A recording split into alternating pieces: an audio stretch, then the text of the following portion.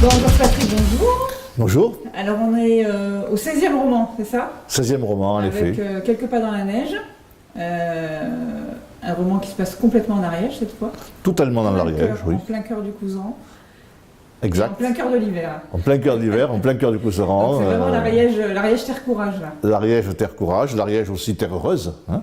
Une Ariège qui est peut-être un peu moins connue que d'autres, parce que c'est une Ariège très boisée en fin de compte, hein, mais une Ariège qui est un peu en dehors de l'Ariège principale du Val d'Ariège, disons. Voilà. Alors l'histoire, c'est l'histoire d'une jeune femme qui est serveuse dans un bar à Seix et qui, un soir de neige, disparaît. Et on la cherche, on ne la retrouve pas, et on met cette disparition sur le dos, notamment d'un médecin qui est le dernier à l'avoir porté, à l'avoir vu. Et ce médecin va chercher à prouver qu'il n'y est pour rien dans cette histoire, dans cette disparition.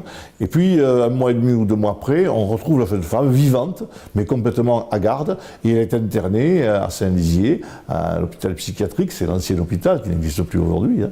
Et le médecin la rencontre à nouveau, et petit à petit, il va la faire réémerger, et il va derrière trouver une histoire très longue, très enracinée dans le passé, qui va expliquer pourquoi elle a disparu, en fin de compte.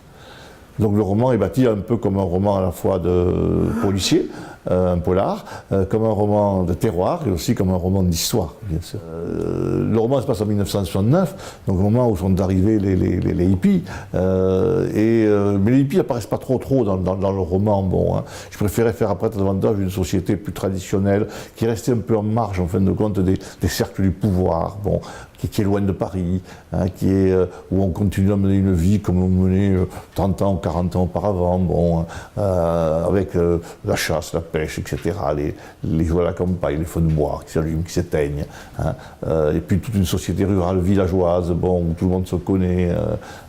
C'est un monde qui a aujourd'hui un peu disparu, c'est vrai. Il est sorti il y a exactement 3 semaines maintenant. Il est sorti le 30 août, et il a donné lieu à toute une campagne de signature en librairie, à commencer par les librairies bien sûr du Saint-Gironais, hein, évidemment. Et maintenant, j'ai fait le tour des librairies ariégeoises et je vais attaquer, disons, les manifestations et les salons en dehors de l'Ariège. Alors notamment, bon, je peux vous dire que je vais, par exemple, à Brive pour le mois de novembre. Je serai sûrement le seul auteur ariégeois à Brive comme chaque année. Et pour 3 jours, la foire de Brive, c'est une foire très importante, hein, en visiteur, en auteur. La semaine suivante, après Brive, je suis au Salon du Livre de Toulon. Vous voyez, je change complètement de région. Et voilà, c'est ça un peu la vie d'écrivain. Hein, bon, hein. Et puis ensuite, je reviendrai pour en Ariège pour les signatures au moment de Noël, pour ce qu'on appelle les signatures de Noël, c'est-à-dire les gens qui désirent avoir un cadeau. Bon, un livre, c'est un cadeau qui est assez facile et commode.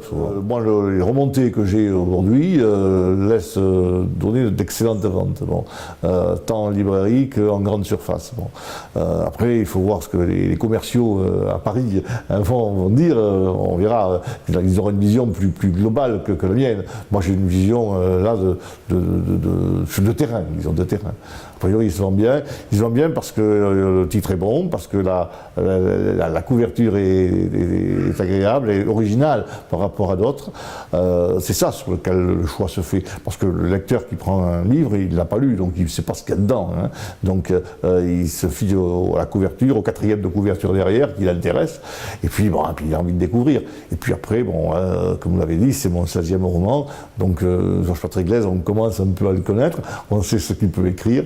Donc il y a des achats de confiance, je dirais également, qui sont dus à mon lectorat. Voilà. Le prochain est déjà dans les tuyaux. Voilà. Il est dans les tuyaux. C'est un roman qui se passe à Lavelanet, en partie à Lavelanet, en partie, pas seulement, mais qui vous amènera aussi aux États-Unis. Et entre 1913 et 1960 à peu près. Et j'en suis pour l'instant à la moitié de la rédaction, hein, avec une copie entre guillemets à rendre au mois de mars 2018 pour une parution fin d'été, début de l'automne. Voilà. C'est ça un peu le timing qui a été donné au niveau de l'édition. Ça fait un roman par an, voilà, comme tous les professionnels. Voilà. Ça sera une histoire d'homme, une histoire de femme? Histoire d'homme accusé d'un crime qu'il n'a pas commis et là aussi qui, pour sauver son honneur, va être contraint à prendre des chemins qu'il ne pensait pas prendre initialement. Rendez-vous dans un an, oui, pour ce salon, hein, ce nouveau roman. Et puis entre-temps, il y aura beaucoup de salons. Il y aura le salon de Pamiers, il y aura le salon de Mirepoix, notamment en Ariège, bien sûr.